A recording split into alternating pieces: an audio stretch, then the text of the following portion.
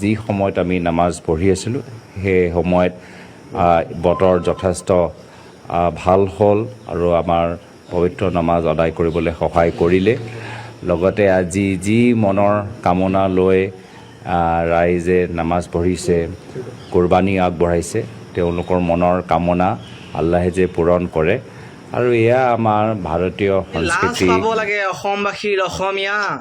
চাই লওক, এজন প্ৰকৃত অসমীয়াই নামাজ পঢ়ি আছে, এজন প্ৰকৃত অসমীয়াই নামাজৰ বিষয়ে ভাল ভাল কথা কৈ আছে। আপোনালোকে তথাপিতো কংগ্ৰেছক ভোট দিবলৈ ৰখি আছে। এজন গৌৰৱ গগৈক আপোনালোকে CM বনাব বিচাৰি আছে।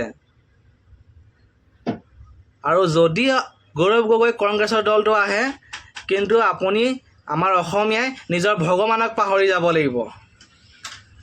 নিজৰ ভগৱানক পাহৰি নামাজ আদৰিব লাগিব। নিজৰ মন্দিৰ ভাঙি হয়তো আপুনি মছজিদ বনাব লাগিব। এটা কথা সিহঁতি জনা উচিত যে কংগ্ৰেছ চৰকাৰ নহা আগতে গৌৰৱ গগৈ কিমান নামঘৰত গৈ কিমান সেৱা লৈ আছে আৰু কিমান মছজিদত গৈ কিমান নামাজ পঢ়ি আছে, সেইটো ভালদৰে আগত ভাবি চাওক। এতিয়া যদি ইমান নামাজ পঢ়িবলৈ লৈছে, ইমান মছজিদ যাবলৈ লৈছে কংগ্ৰেছ চৰকাৰ অহাৰ পিছত, তেতিয়াহ'লে আৰু কিমান নামাজ পঢ়িব লাগিব, আমাৰ অসমীয়া কিমান মছজিদলৈ যাব লাগিব, কিমান অসমীয়াই নিজৰ ধৰ্ম এৰিব লাগিব, ভাবি চাওক এবাৰ। আগৰ কংগ্ৰেছ চৰকাৰ এতিয়া হৈ থকা নাই। এতিয়া কংগ্ৰেছ চৰকাৰটো হ'ল মুছলমানৰ কাৰণে, এতিয়া কংগ্ৰেছ চৰকাৰ হ'ল বাংলাদেশী মিয়াৰ কাৰণে।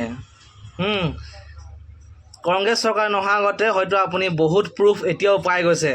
তথাপিতো এচাম নীলাজ অসমীয়াই গৌৰৱ গগৈক মুখ্যমন্ত্ৰী বনাবলৈ ৰখি আছে।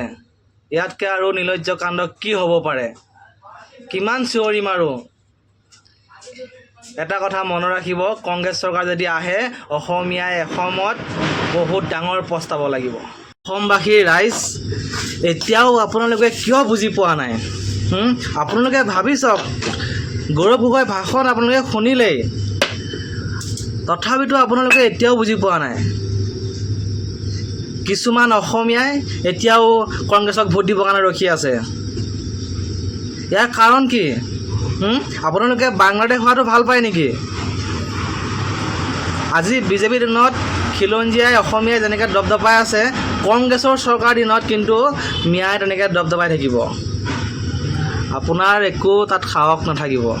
কেনেবাকৈ যদি ২৬ত কংগ্ৰেছ চৰকাৰ আহে, তেতিয়া মিয়াই অসমীয়া পাকঘৰত বহি ভাত খাব। আৰু অখিল গগৈ, গৌৰৱ গগৈ সিহঁতক ফুল প্ৰটেকশ্যন দিব। এই কথাষাৰ আখৰে আখৰে পালন হ'ব। আপোনালোকে মনত ৰাখি থ'ব। চাই লওক, অখিল গগৈ আৰু গৌৰৱ গগৈ বাংলাদেশী মিয়াক লৈ ভোট জিকাৰ আশা কৰি আছে। আৰু আমাৰ এছামে এতিয়াও কংগ্ৰেছৰ আশাত কংগ্ৰেছক ভোট দি মুখ্যমন্ত্ৰী বনোৱাত আশা কৰি আছে।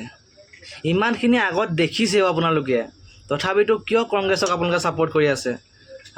এবাৰ ভাবি চাওক। অসমীয়াই কিন্তু এতিয়া দপদপাই আছে, কিন্তু কংগ্ৰেছ আহিলে সেই দপদপনি কেতিয়াও নচলিব। কেৱল চলিব বাংলাদেশীৰ মিয়াৰ। এতিয়া আপোনালোকে প্ৰমাণ পাই আছে, তৰুণ গগৈ অনলি নামাজৰ বাহিৰে একো নাজানে, এটা সেৱা ভালকৈ ল'ব নাজানে, মাথো জানে নামাজ পঢ়িব। গতিকে তেতিয়া অসমীয়াক যদি নামাজ নপঢ়ায় তাৰ কি মানে আছে? ২৬ত যদি কংগ্ৰেছ চৰকাৰ আহে, কিন্তু অসমীয়াও নামাজ পঢ়িবলৈ বাধ্য হ'ব।